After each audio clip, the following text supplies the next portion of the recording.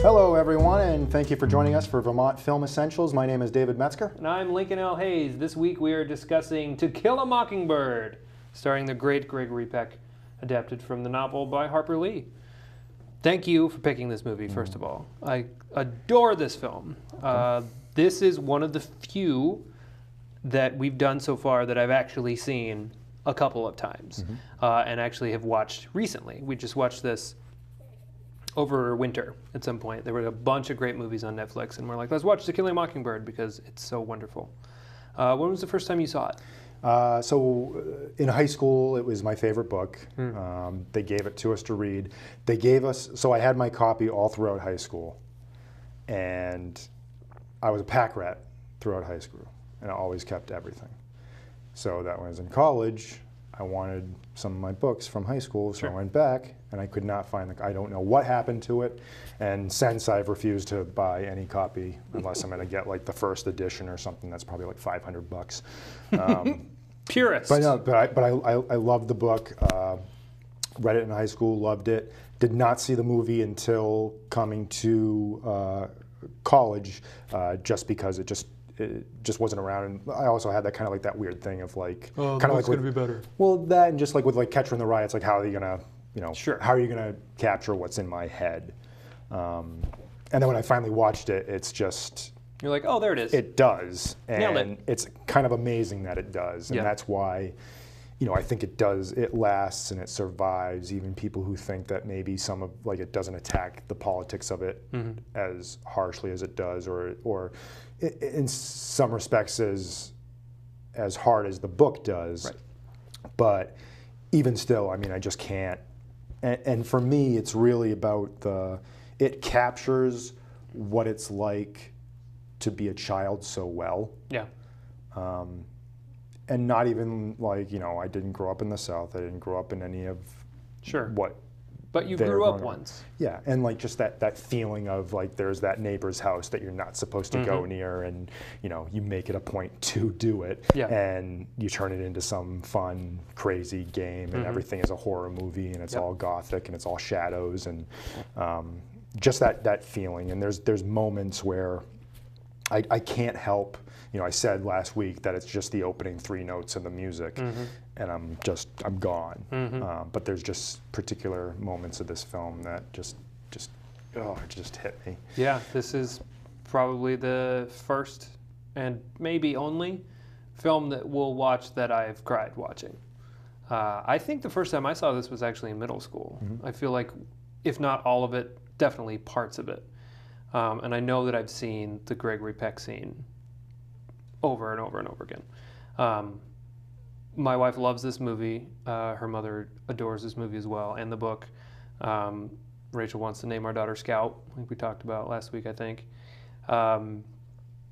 This movie is always surprising to me when I watch it because, you have the big scenes in your head, the ones that you remember all like the courtroom scene and the first time you see Boo and, all of that stuff.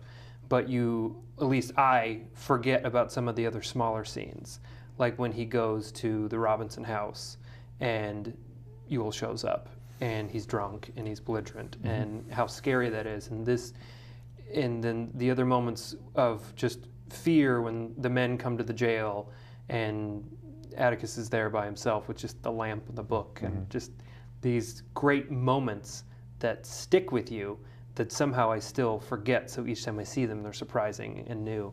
And what you said about portraying what it's like to be a child, this movie is so great at showing us a story through the lens of a child without downplaying it or making it feel like it's through the lens of a child. You feel like you're just watching a story, but then each thing is from one of the kids' perspectives. Yep. So when it is scary, it's scary because here's this man who's drunk and you don't know why he's acting like this because you don't understand what drunkenness is, and you don't know what he's going to do. Is he going to hurt me? Is he going to hurt my father? Blah, blah, blah. And also the relationship that they have with their father where they only know what they know. So when he has to shoot the dog, for example, well, Atticus can't shoot a gun. He doesn't even know how. And it's like, well, Atticus has an entire life before you were even born. So yes, he can. And then the moments when they fear for their father's safety because they think that he's just this frail old man, and he's not. And he's able to, defend his family without violence or without any kind of threat of violence, just with his quiet influence that he has. It's just so. This is a movie that you can't take your eyes off of. No.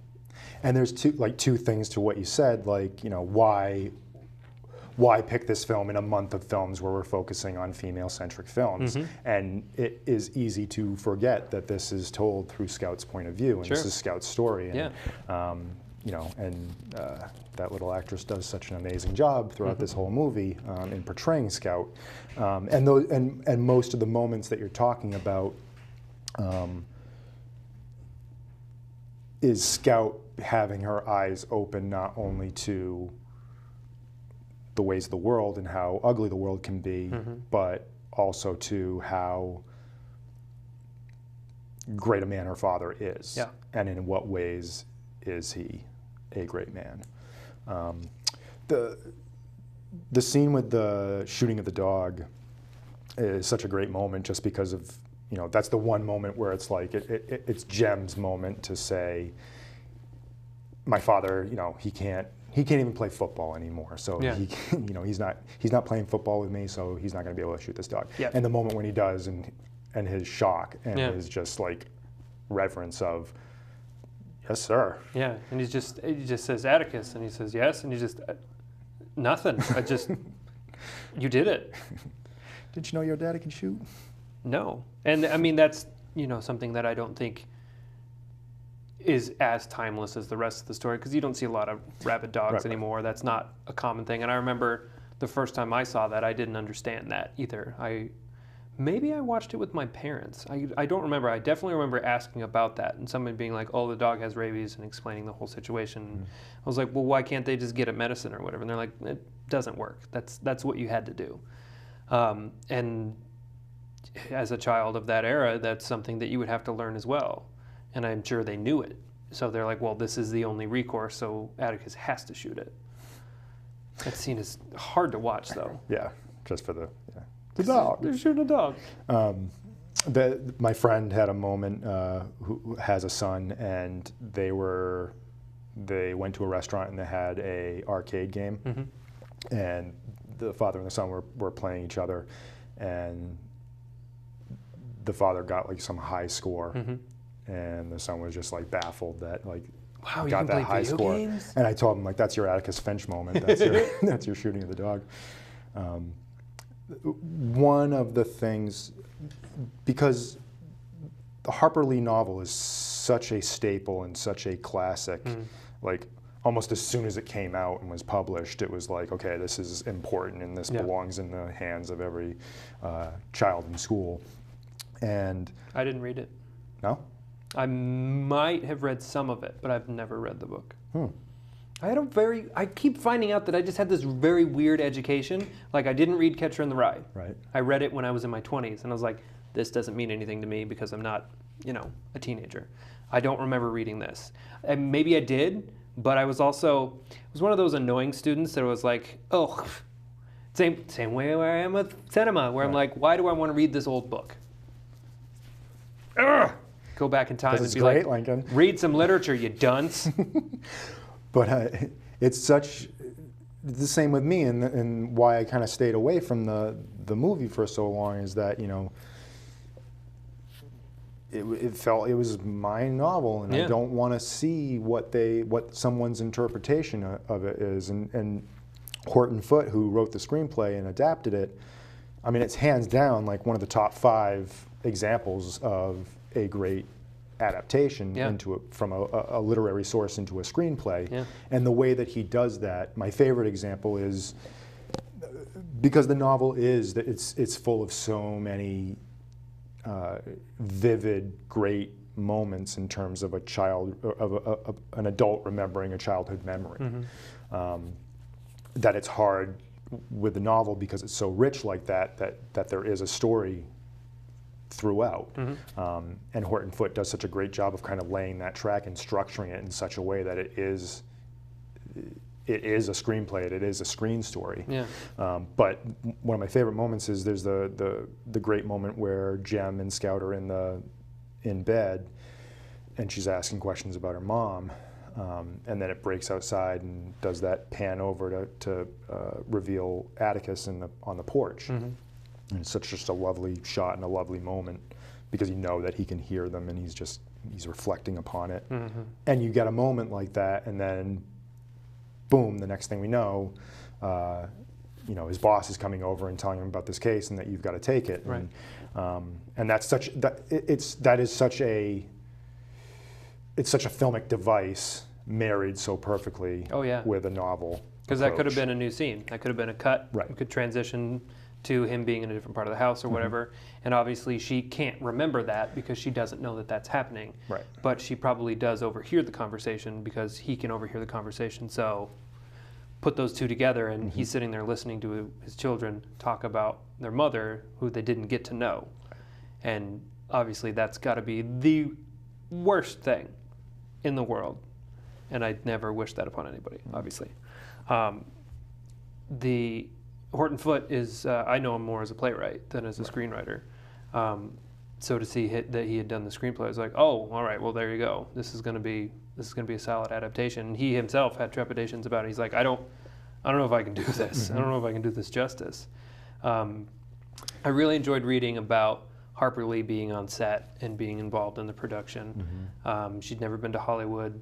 She came out for a few weeks during the production, and there's a great Conversations with Gregory Peck feature on here. I didn't get to watch all of it, but I got to watch a good chunk of it, where he tells a story about her being on set and watching that first scene where the kids go out to meet Atticus as he's coming home from work, and they're walking down and they go past the old woman's house, and he gives the compliment or whatever. And he said that he caught sight of her following behind the camera, and her cheeks were wet. They were glistening. And he talked to her afterwards and said, I noticed you a little something there. And she's like, you just look so much like my father. You even got a little pot belly like him. And he goes, oh, that's just great acting. I love that story. Yeah. And I didn't know that. I don't know that much about Harper Lee or about the book itself. So hearing that Atticus is so based on her father, and that her father went through basically this, but she fictionalizes it for the story, it just gives that much more gravitas to Gregory Peck's performance, and the fact that he got to meet her father before he passed. Yep.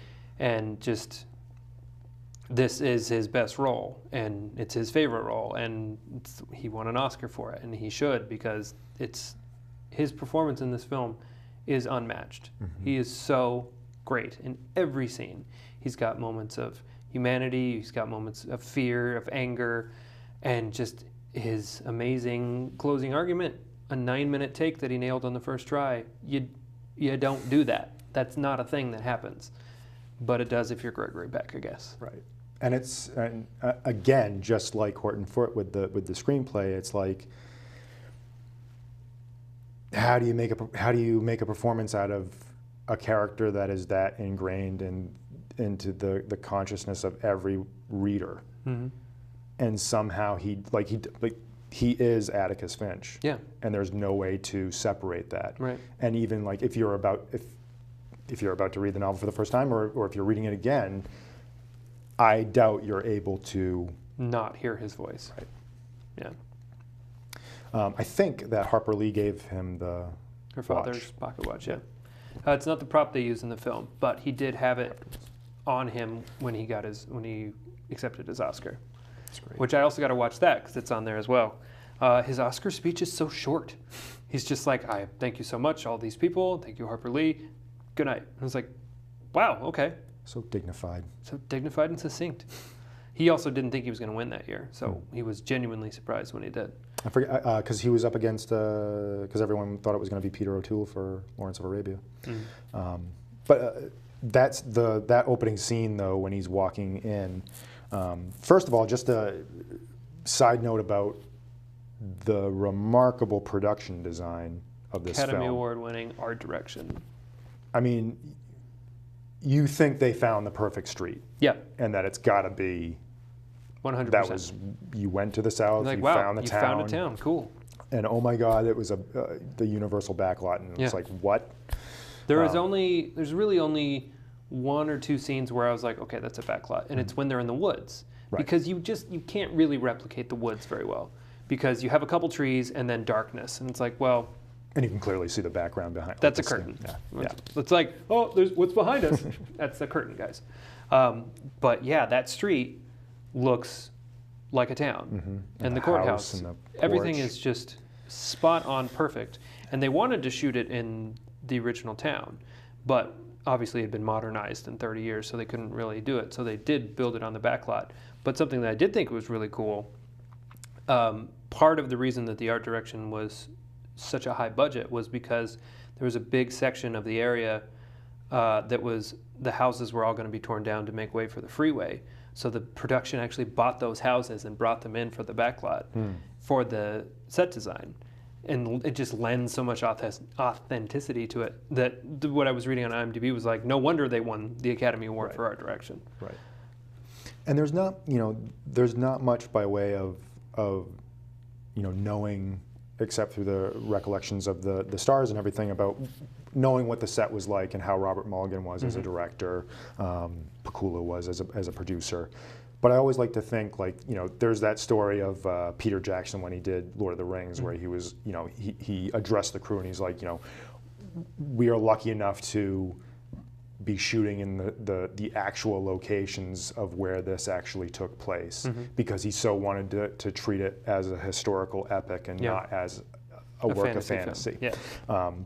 And I like to think, like, with this, like, they got up and they addressed it, and it's like, this is an important piece of literature that we have the privilege of creating and recreating into the minds of everyone who's read the book and is in love with the book. So we have to do this right, and they just do. And it's such a, like, it's also great because the kids didn't pursue acting careers after this. So it's almost like a Marilyn Monroe or a James Dean, where you only remember this much of their life because those two stars obviously died young, but these actors really only did this. They did a little bit of TV and some other work, but pretty much just this. So when you think about this movie, you aren't in any way affected by other performances. Like, you can think about Gregory Peck and some of his later roles that he didn't like Moby Dick. He famously hates that movie. Or even like The Omen or anything like that, where you're like, oh, Gregory Peck's in this, all right. But he's still Atticus Finch. He will always be Atticus Finch. Same way she'll always be Scout and he'll always be Jem. You see them later in life and you're like, who are you? Oh, you were Scout. Oh, okay. Right. But they're always going to be that age. They're always going to look like that. And I just think that that's fascinating. Also seeing Robert Duvall in this movie, his film debut, no lines, and then he, is Robert Duvall. And to just see him so young, you're like, wow, you're so young. Right. But it's not the same kind of thing. No. Because, and it's crazy with Robert Duvall because, one, he's such that great character actor that he just kind of, you don't see Robert Duvall, you just see Boo Radley. But what's amazing about his performance as Boo Radley is that it so easily could have been a performance that was, either a wink to the audience or a piece of manipulation of, like, you've been afraid of me this whole movie and now look how frail, and he doesn't do it with, there's no, like, no, he's just a quiet man. He's just, and it's in his eyes and it's in his features and everything, and it's just, that is one of those moments where I don't even know why it affects me the way it does, but when she says, hey, Boo, and, like, you just see his face, and it's just... The way that Scout talks to people in this movie is so both effective and affective. When she talks to Mr. Cunningham, and she's able to diffuse that entire situation without even knowing that she's doing it. Right. It's just the innocence of children in this movie, and then she's apologetic when everybody's uncomfortable. She's like, oh, did I say the wrong thing? I shouldn't have said anything, I'm sorry. And it's like, you said the exact right thing, because now all of these men realize what they're doing, and they know that it's wrong. Right. And if only, it's almost like if only Scout could have said something in the trial because of her innocence and her purity and her just, she's starting to learn the ways of the world, but she doesn't know the ways of the world as it is now. Because watching it as a 30-something in 2017, Tom Robinson is not guilty at all. Mm-hmm. No way. Mm-hmm. And there's no jury that could ever convict him of that, except there still is. Right. That's still a thing. Yep. And it just gets you right in the gut when they give that guilty verdict, because you're like, no! Right. No! Right.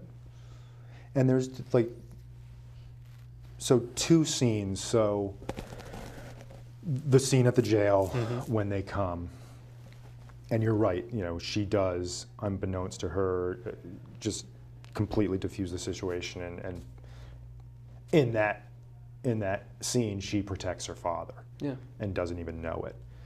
But there's also there's a way that you look at that scene and you're like, I don't know if that would really work. Right. But there's a cynical side of you that says, right, I don't know if this would work. I think the hopeful human side of you is like, yeah, oh, thank God. You're like, I want to believe that we're in a world where that would work. But especially in light of recent events, it's like, I don't know. Yeah. I don't know. And then the other... Talk about timely. Right. Right? It's, yeah, sadly. 1932, the story is set. 1962, the film is made. Mm-hmm. 2017, I'm like... Oh my God. What? What? The other scene is the... when he goes to Tom Robinson's house, mm-hmm. and he shows up drunk, and he spits in his face. Yep. You know that the integrity, the idealism that Atticus Finch represents is the person that says, no, I'm taking the high road, mm-hmm. I'm not sinking to your level, yep. and I'm getting back into the car, and I'm driving away. Mm-hmm. And it's so hard to think of how you would react in that situation, because I don't know. You know, I would want to punch him in the face out of him. Yeah. Or worse. Right. And you think, like, it's like, you know, you're there, the family is there, your daughter is there. Gem's in the car. Gem's in the car, sorry. His son's there, and you just don't. It's one of those moments where you're just like, there's so many emotions, but he has that on his face, and too. It's performed, and it's framed, and it's shot. That entire scene is so perfect because he spits in his face. Atticus reacts to it. He takes not even a step. He takes half a step, and he sees him flinch, mm-hmm. and he knows, no. even if it were to come to blows, no. Right. In that just that slight movement. And the way that he flinches, you know that, all right, fine, have this. You won the case. Tom's going to jail for the crime that you committed. I'm going to do the right thing. I'm going to take the high road, like you said. And it's just so frustrating. It's so hard. It's so hard. Because you just want to pistol whip him. Nobody has a pistol, nor should you. It's a tough movie to watch. And over the weekend, I said to Rachel, I was like, oh, do you want to watch To Kill a Mockingbird? She's like, well, we just watched it. And I was like, I know, but I need to watch it for the show. And she's like, it's a lot. Let's watch more Game of Thrones. And I was like, all right, that's fair. But it's the good kind of a lot that just makes you feel amazing mm-hmm. and awful and just all of the entire gamut of emotions that you can. Like I said, I'm sitting on the couch this morning, under a blanket, holding my cat, crying at the courtroom scene. When everybody stands up and says, stand up, child, your father's passing. Mm-hmm. That moment is just that, like that, you could teach an entire film class on that moment. on what it means, the social implications, the political implications, everything is in that scene of this story. Yeah. And she doesn't even know what it means. Right. That's what's so great about watching this movie over the span of your life, because you watch it as a child and you're with Scout and you're like, well, okay, why am I standing up? Right. What's this about? But then as an adult, you're just like, oh my God. Right. And you know that as, like, you get this throughout the book too, and you get it, they're wise about the way that they have it in the film. But it's her as an adult reflecting back on these moments and saying, I did not understand it at the time, but I totally understand it now. And there is such a thing as good sentimentality. There is a cynical base that would say bad things about a film like this, or like It's a Wonderful Life, or... I dare you. I dare you to say a bad thing about To Kill a Mockingbird. But this is good sentimentality in the same way that It's a Wonderful Life is good sentimentality in E.T. And it's, it is emotional. David, don't make me cry about E.T. now. I did it when we talked about 400 Blows, and I'm going to do it again, I'm sorry. But... it does, like, there are these moments where there's no other way to express it other than emotionally. Yeah. And there's no way to communicate it. And it's not like this film or those other two films for that matter do not do it in a way that that is manipulative or just saying like, oh, look how much I'm going to make you cry with this. Right. It's just not. No. It's genuine. It's genuine emotion. That scene in particular, the courtroom scene, is presented so perfectly and so simply. It's all wides until we go in on the close-ups of the Reverend and the kids. It's just wide shots. It's just observations. It's just if you were in the courtroom still. Everyone leaves. Atticus is putting all of his stuff away. He's not visibly upset. He's not doing anything noteworthy. He's just putting his things away. But then slowly, everyone in the balcony starts to stand up for him out of reverence and respect for what he's done, which has never been done. Never been done in this town. It's brand new. It's a revelation of social justice. And he doesn't even acknowledge it because he's upset and he's ashamed and he feels terrible that he didn't win this case. So even as he's walking away and he has the respect of the entire room, he feels horrible still. And we see that from the back. We don't see his face. We don't have a close-up. It's the old thing of you shoot drama in a close-up and you shoot comedy in a wide. But this breaks that rule in that we have this amazing dramatic shot and we don't even see Gregory Peck's face. We don't get to see him acting other than just his entire body.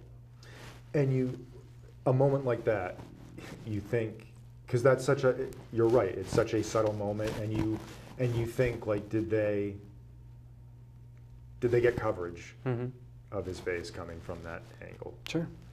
Or did they just know that, no, this is the only way to see this? I want to say the latter. Right? I want to say the latter. Right. I want him to say, no, we're just going to let this moment be, and we're just going to capture it. We're just going to photograph it. There's so many little moments, like the tire, when it rolls onto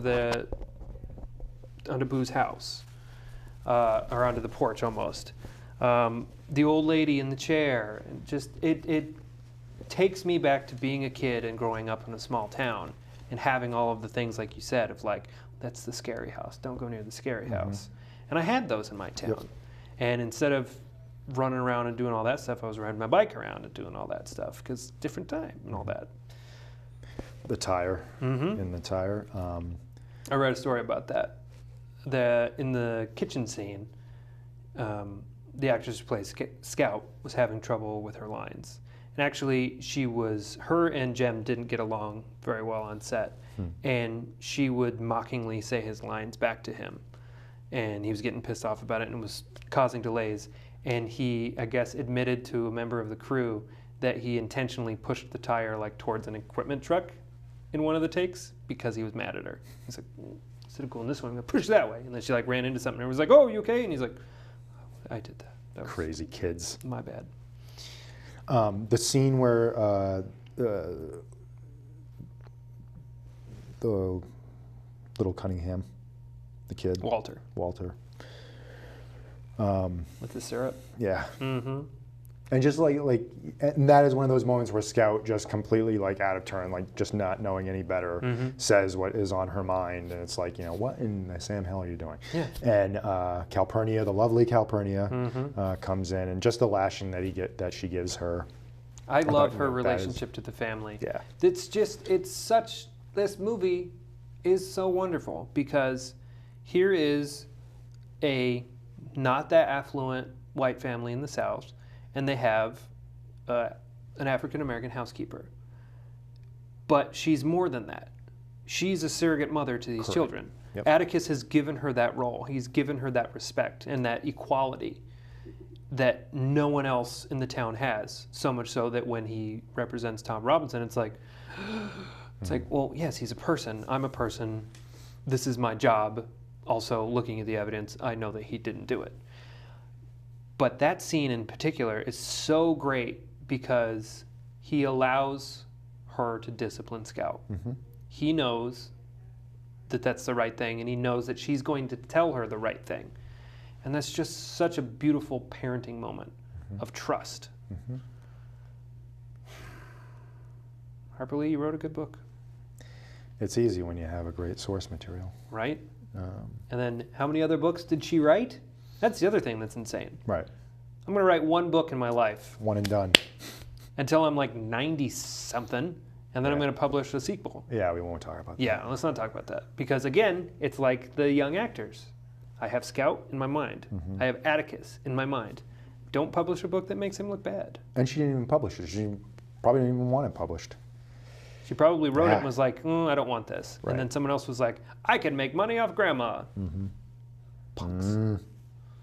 I love the idea of the trinket box with all the little knickknacks in there, and then finding the statues in the tree.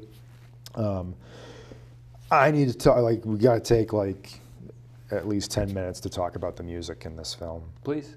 Elmer Bernstein, just one of the greatest scores in cinema history, just by virtue of the fact that it's just that one theme that I can't get out of my mind. And somehow it captures perfectly the essence and the themes of this whole story. Because,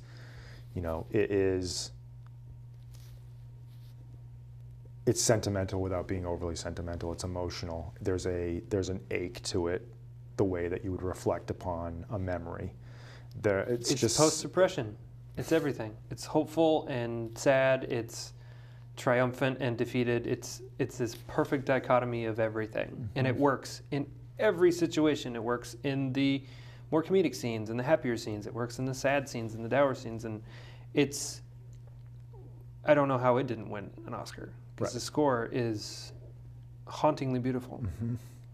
And I like that. I love the whole opening sequence, and you're in the box and the marble hitting down, and the way the music kind of plays with that, the way the writing of the To Kill a Mockingbird on the stitching and everything. It's just a perfect way to open this film. Do you know who plays piano on that score? John Williams. John Williams! One of his many genius movies. Really? Yeah. Of course. Yeah. You're John Williams, but before you were John Williams, you played the piano on the Kill a Mockingbird score. Because, of course, sure. I think John Williams. I think there's a story floating around between him and Spielberg where John Williams told, Spielberg didn't know that. And when John Williams told him that, it was just like Spielberg was just beside himself. So you're going to be like the best ever now. Cool. Got it. Let's work together forever? Forever? Forever. Yeah. Oof. Did you know James Earl Jones auditioned for Tom Robinson? Yeah. That would have been a very different movie. It would have. And because I will be honest in that this whole movie, and this isn't saying much because I love the whole movie, but the courtroom scenes are not my favorite scenes. Sure. In the film. Yeah. Just because I feel like some of the performances are a little kabuki. Yeah. I mean, it is 1962, but it's one of those things where you're playing a Southern villain, mm-hmm. but there's a little bit of a nudge and a wink to being just as slightly over the top, mm-hmm. And playing to that side of evil. Talking about melodrama from last weekend, right. It's a very fine line between playing. Villains are hard. Having played villains are very hard because you can't think that you're a villain. Right. You have to think that you're right. And I feel like a little bit of his performance is, I'm going to get away with this. Yeah. Instead of, no, this is right. Because it's also like, I'm playing this character through the eyes of another character whose eyes was a are child. now older. Yeah. It's a lot of layers to it. So it works, but it's a little much. And also Brock Peters' performance of Tom Robinson is a little too much of the Southern black guy, if that makes sense. Obviously appropriate for the time period and things like that, but that unfortunately is one of the aspects that doesn't hold up as much, because now it just kind of comes off as a little bit racist, mm-hmm. or at least a little bit insensitive. But again, it's through the eyes of a child who is now an adult recanting a story, recounting, I should say. It's Horton Foote and Robert Mulligan saying, okay, in 1962, in a Hollywood film, what can we do and what can be portrayed? And we have to walk this fine line, mm-hmm. because there is a lot of darkness and a lot of harsh things here that we can't have. Right. And you had mentioned that some of the criticism was that it didn't go far enough politically. Yeah. How does that part of the story compare to the book?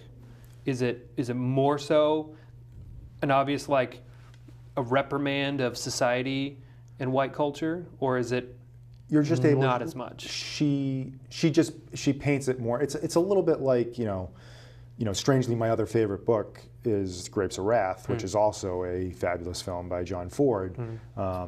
And conversely, when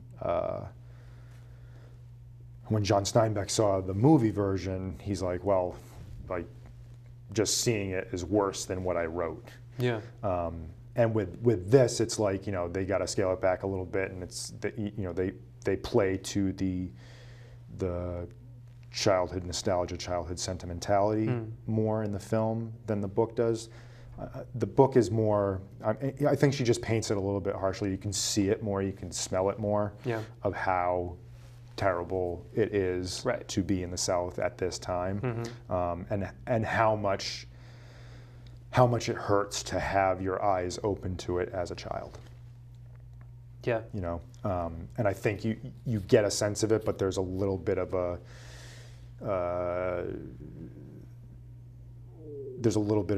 this being more of like a Disney version of that. Yeah, that's fair.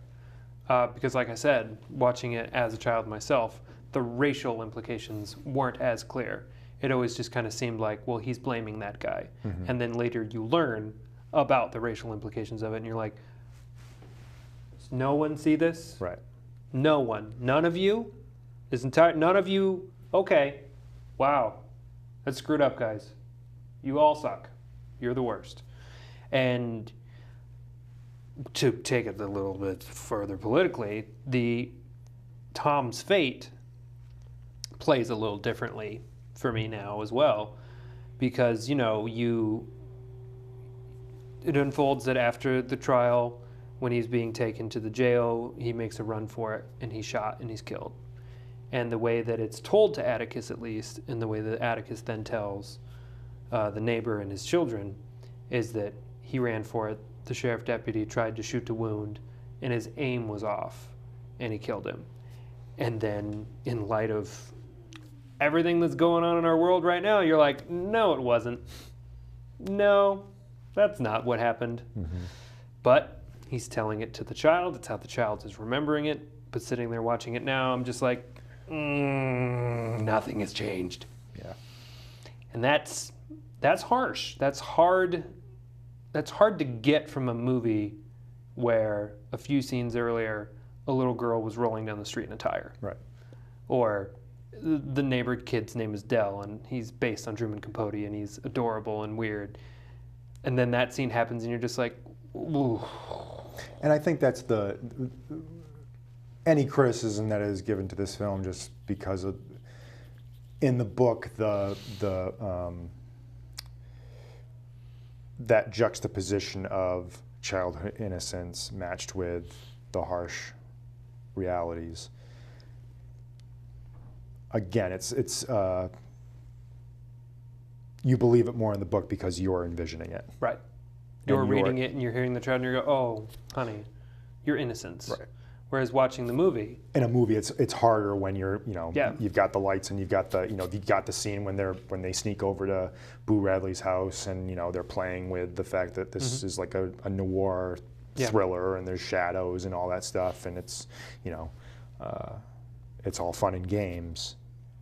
And to your point, like the stuff with the tire, and then if we're playing to that, we can't go so far when we get to the dark stuff. It can be dark, it just can't be that terrifying or horrifying. Also, the darkness won't be perceived because they don't understand. Right. Because racism is learned. That's by far the hardest part of this movie, is watching him deliver that amazing speech and knowing that it's true, and then they still give the guilty verdict. And then he's like, don't worry, we expected to lose this one, we're going to get it in appeal. And just the look that Tom gives him before he goes into the courthouse. And then to get that news that night is just, and then he immediately goes to the Robinsons' house, and then Ewell's there, and then he spits in his face. It's just like, there is so much happening in that chunk of the movie that's hard to watch, but important. It's an important story to tell. It's a timeless story to tell. And it's, for that reason, still continues to be such an amazing film. Right. And that's another thing in thinking about the adaptation. Because you would think in a movie like this, and how much emphasis is given to the trial, that would be the end of the film. Yeah. But it's not. We've got this whole section to go through with Boo Radley and the kids. Yeah. That could very easily, him walking out of the courtroom could be the end of the movie. Right. And that they do that, and it doesn't feel like they've tacked on this thing to be beholden to a novel. But we got to get that guy. We got to get the bad guy. Right. And that was some of the criticism as well, that there's no part of this film almost didn't get made because a lot of studios were like, because there's no love story, and the bad guy gets his comeuppance, but not in a like cinematically satisfying way, because we don't actually see it. We're told that he's killed, and thank God, because we're also again seeing it through the eyes of a child who's inside of a papier-mâché ham and can't see what's going on. It's just all shadows and noise around her. And that is that much a better climax to the story, because she doesn't need those details. She doesn't need the grittiness of it. She just needs to know that the bad guy's gone. And that's thanks to this man who we were afraid of, but now we know is harmless and is actually our protector. Right. And I love that same way in the book, and that they do so well in the film, is it's such a writerly thing to both be a reflection and a coming of age story, but that she finds this beautiful poetic way to wrap it up and thread the needle into why is it called what it's called. Yeah. And how does you get to that point in the movie where he talks about it, about the Blue Jays and all that stuff, and And that makes sense. And you're like, okay, there's the title. And then Got all of it. a sudden at the end, it's like, remember that offhanded story I told you a year ago? and I love stuff like that, especially when it doesn't feel so ham-fisted. Yeah. Because that could have easily been like, but Atticus, you always told me not to kill a mockingbird. Yeah, you said this. Titular line, credits. Right. But instead it's, no, this is a lesson that you taught me, and it's a lesson that I took and I've learned. And I also love the sheriff in that scene because he knows what happened to Tom was wrong. He knows that Tom was innocent, but that's how our justice system works. It's a jury of your peers, and if your peers are all jaded old racists, you're not going to get a fair shot. He didn't get a fair shot, and it wasn't fair. Fair.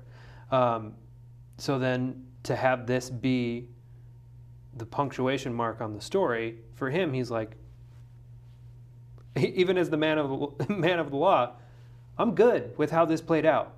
Aren't you? Can't we agree that this is better? And that's what they end up going with, and thank God. But then even Atticus is like, well, my son probably did it. And he's like, come on. No, he didn't. Just, I got this. We're fine. There's so many great characters in this film. Just top to bottom. So many great lines that he was, Even the prosecutor in the trial, he has that one like, are you trying to tell me that you felt sorry for a white woman? And that's pandering. He is pandering to everybody there and to the jury. But then as soon as they give that verdict, he's like, oh, that was wrong. I did the wrong thing here. And it's like, good, now do something about it. And he doesn't obviously have the opportunity to. I had a thought today after I watched it, if they were to remake this movie, which never, ever. Can't. Don't do it. Nobody could. And that's why. This is perfect the way it is. You could never try to do this again and get the same performances, the same style, the same emotions. It would just be hacky crap. Because for one thing, they wouldn't shoot his closing arguments in one shot. That wouldn't be done. It's not cinematic. But I defy you to take your eyes off of Gregory Peck in that entire speech. You can't do it. It also wouldn't be in black and white. No. Because they would have to make it feel like a John Grisham novel or something. So that's the other thing, this is 1962 and black and white is kind of out of fashion at this point. Oh, yeah. And that they knew, one, it's like the period is easier to capture in black and white. Sure. But that's also what adds to just the whole overall elegant feeling of it. Yeah. One thing I would like to do, if I may. No. I refuse, David. It's a New York Times article about millennials and not knowing classic films. And it was basically from the standpoint of they had some figures about, only 16% of millennials know Casablanca, and they named a couple of other films. And the feeling that because of the advent of Netflix and watching shows on binge watching and all that stuff, that the classic cinema is kind of falling to the wayside, Sure. and not being introduced to a younger audience. Guilty. And then everything on the internet, there's a counter article to that one saying the figures are wrong and actually there's a lot of millennials. But anyway, taking it from the standpoint of this one New York Times article, it just got me thinking about our show and its mission, and the fact that what is great about this show, and why I look forward to every Tuesday, is that, one, I get to see 9 times out of 10 you reacting to watching a film for the first time. Yeah. And that's what we hope with our audience is, they're watching these films for the first time, or what's that film? Never even heard of it, never heard of this director, Right. and they follow a rabbit hole. And I don't know, I just think that's so. And that's why I wanted to do the show as well, because it's the same thing. I'm very tempted to get those streaming services like Filmstruck and the other one that I can't think of off the top of my head that's Criterion Collection and classic stuff. But it's all financial for me at this point. But if it weren't, those would be the things that I would get, because 9 times out of 10, like you said, I'm flipping through Netflix and it's like, do I want to watch a new show? Do I want to watch a new movie? Or I stumble upon To Kill a Mockingbird. I'm going to watch this. Even if Rachel doesn't want to, this is what I want to watch. Mm-hmm. I want to watch, Jurassic Park again. I want to watch Back to the Future again. I want to watch Star Wars, Godfather, all of those films. So if there were a resource for me to be like, hey, if you like The Godfather, you would like all of these movies, and then I would watch all of those movies. And those new services and having them available, I think, is a good resource if people know to seek them out and right. to find them. And it makes me pine for the days of video rentals, because you could go in and you would see To Kill a Mockingbird on the shelf next to a bunch of other movies that it's in the same genre as, and you're like, all right, well, let's try this one this time. Mm-hmm. And then that's how you would introduce yourself. Right. And it very much tempts me to go back to the old Netflix and get the discs, because it's like, all right, we have this movie, let's watch it. Mm-hmm. Instead of, right. I don't know, let's just watch Parks and Rec again, because that's ultimately what we end up doing, is just watching something that's familiar and easy instead of taking a risk and actually enjoying something that has some value to it. Mm-hmm.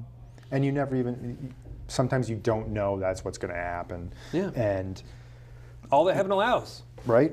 Never heard of it. Didn't know anything about it. Put it in. I was like, And you probably like that's the thing, like with school, it's very hard for like when you're talking to someone and you're like, oh my God, you have to see this movie. Yeah. When is the time going to come up?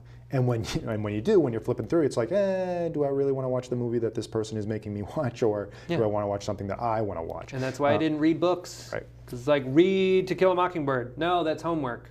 Now, give me time to read To Kill a Mockingbird, because I will. But if you fall into it and it's the right place and the right time, it's just like one of 3 things is going to happen. You're going to watch the movie that everyone says is, a classic, mm-hmm. and you're going to say, okay, I get why it's a classic, but didn't really say anything to me. Right.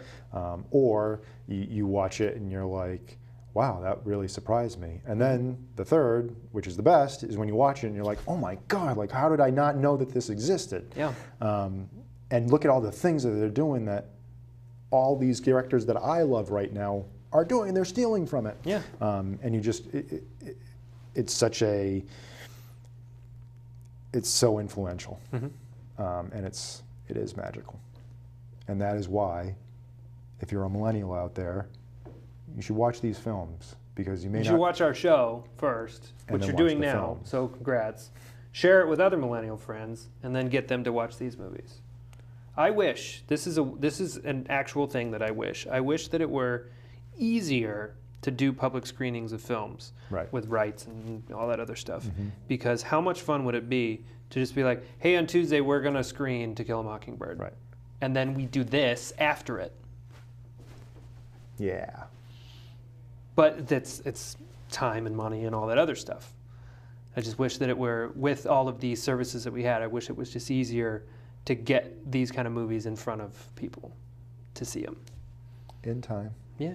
Just need the right person to watch this. And you're out there. Concur that is a great idea. I have a few little bits of trivia. Sure. Before we get out of here. 3 Oscars this bad boy won. Mm-hmm. Actor for Gregory Peck. What is now adapted screenplay. At the time it was, I think, a screenplay adapted from another material source. It had a very long name.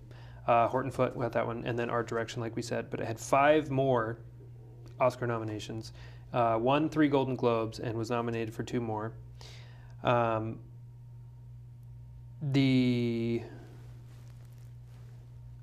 This choked me up.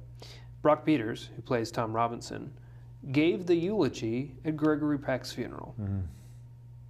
I was like, oh, okay, that's huge and amazing. Gregory Peck and the actress who played Scout continued to be close throughout their lives, and he continued to call her Scout for her whole life, which I thought was adorable. And then everything else we've already talked about. This is, as of 2007, which is now 10 years old. I can't believe no one has updated this trivia. It was number 5 on AFI's top 100 list, which I feel like that's low. Just get that up there, AFI. What are you talking about? Gregory Peck's grandson is named Harper Peck Vole, after Harper Lee. And this was just something I've never noticed because I didn't look that closely, but in the courtroom scene, when Mayella is sworn in, she doesn't actually place her hand on the Bible. It's like this. Because she knows that she's going to give false testimony. So she doesn't technically commit perjury, although she commits perjury, 100%. Also, judge, perjury, you know it. Man, every time I think about the courtroom scene, it just makes me angry. And of course, you can watch it on all the usual places for the usual price of $3. And I encourage you to do that, because this movie it's important and it's fantastic and it's amazing. Short story of why this film is important to me. So 2 years ago now, it was Black Friday, work in retail. So Black Friday is doom and gloom. And long day. I think I showed up to work at 5 a.m. and didn't get out of work until 7:15. Driving home and got home at like 10 of 8. Walk in. My parents were still there from Thanksgiving, and Robin's there. And walk in, and I just have that look of worst day ever.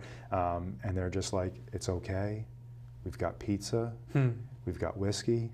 And To Kill a Mockingbird is coming on TCM. I'm like, you're like, you guys get me. You guys get me. But no, that for that very reason, this film will always have a place in my heart. And it's just, maybe that's what we should do. We should curate a channel like Turner Classic Movies, or Turner Classic Movies hire David Metzger, because he's good at this. My father doesn't like that Alec Baldwin is doing the TCM Essentials now, so he thinks that we should do it because we'd be better. Turner Classic Movies, I will do it. Tomorrow. I will do it right now. Text me. My phone already went off. Oops. Oh, I would sign that contract in a New York minute. Yeah. Jeez. So, To Kill a Mockingbird. Fantastic. Oh, also, I wanted to show these first. There we go. Because these are amazing. So in the box set, there's this beautiful note from Harper Lee talking about Gregory Peck and his performance as Atticus, and how just he became her father, and it was so moving and magical, but more so, he was himself playing Atticus, and that's why he loves the role so much, and he does such a great job with it, that he was able to remove all of the trappings of the actor Gregory Peck and just be the man Gregory Peck, and that's who Atticus Finch is. But inside are just these amazing posters of To Kill a Mockingbird from around the world, and there's German and Spanish, and I think there's a Japanese one in here too. And they're just so, and some of them are so interesting, the point of view that they take, because I don't even know what I'm looking at in that picture. But I think that looks like Scandinavian of some description.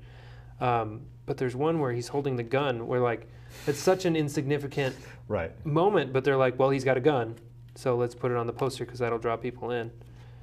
And then these are costumes that they never wear. He's never in, I guess he does wear bibs at one point, but she never doesn't wear bibs, except when she wears a dress.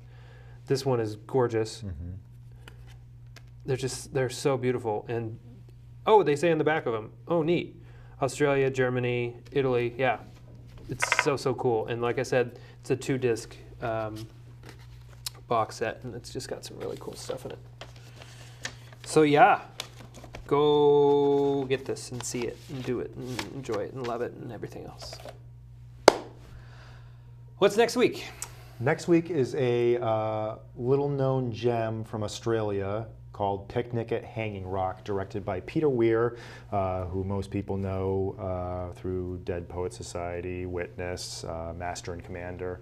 But this was one of his first features back when he was working in Australia, and it is a very interesting film.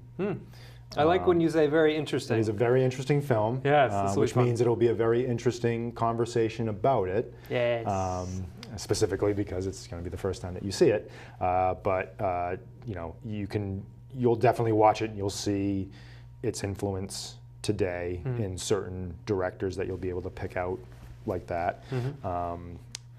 But just it's one of those films where it's like, to think about it and to think about the implications of what it means